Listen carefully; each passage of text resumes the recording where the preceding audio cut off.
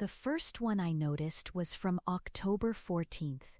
Client dinner at Osteria Marco, 2 guests, $412. I know this because I had processed it. I process all of Marcus's expense submissions as part of my role. Junior analysts on his team do the reconciliation work. It's standard practice. It's how you learn the accounts. I had looked at that October expense before. I had categorized it, attached the receipt image, entered the client code, and moved on. I did what I always do. I processed it, and filed it, and forgot about it. I was doing a year-end reconciliation audit in late January when I pulled it back up. Routine. The kind of check that exists precisely because nobody expects to find anything. You're verifying that the amounts match, that the dates line up, that the client codes are correctly applied. I pulled up the October 14th submission. The amount matched the receipt, the date matched. The client code, that was the one that made me stop. The client code on the submission was for the Harrington account, a portfolio I'd worked with Marcus on, a client I knew was important to him personally. Except the Harrington account engagement had been suspended in August. There had been no active client work with Harrington after August 13th. I knew this because the suspension had been announced in a team meeting, and I had updated the engagement tracker myself.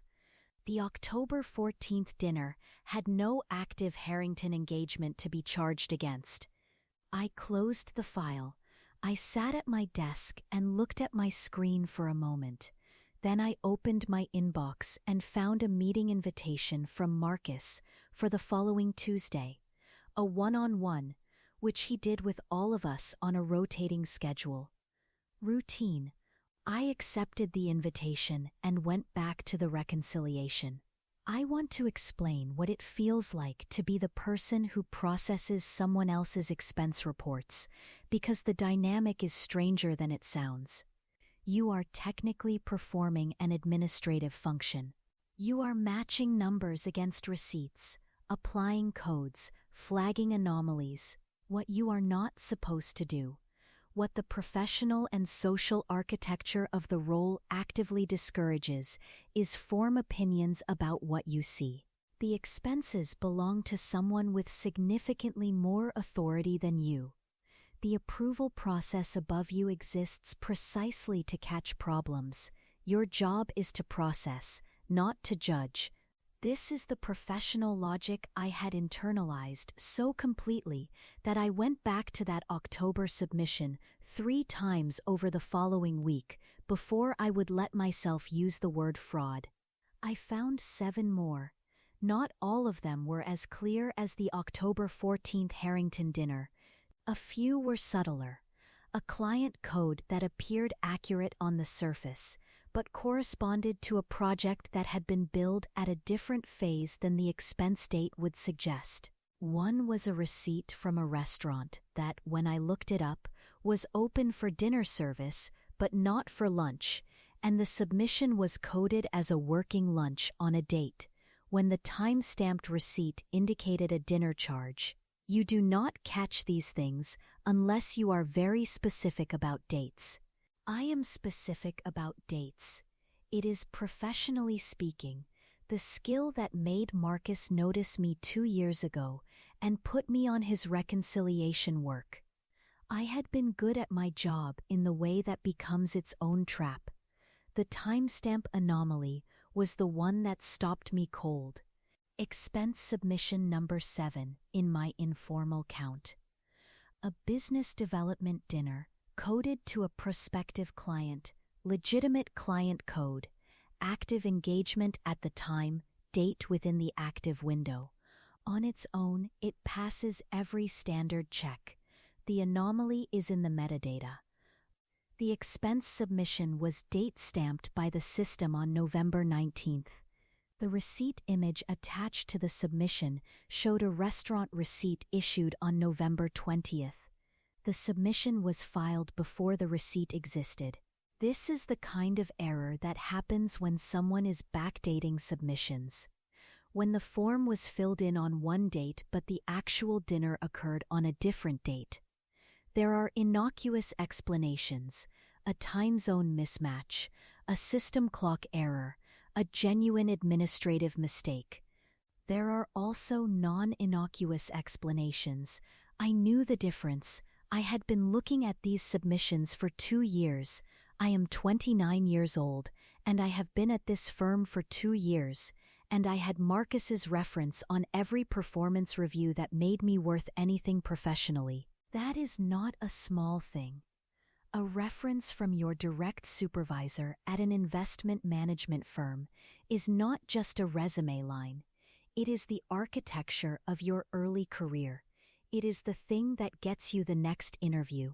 I understood, sitting at my desk at 10:15 on a Tuesday night with an expense report anomaly list in a folder I had not named and had not saved anywhere connected to the firm network, that the professional cost of what I was looking at was not abstract. I also understood that I had processed these submissions. My name was in the workflow history on every single one of them. If anyone was looking for evidence of a pattern, my signature was already part of the record. The compliance hotline for the firm is anonymous. I had never called it. I did not know anyone who had called it. What I knew about the compliance process was what was written in the employee handbook I had read once during onboarding and not thought about since. I pulled up the handbook. I read the relevant section.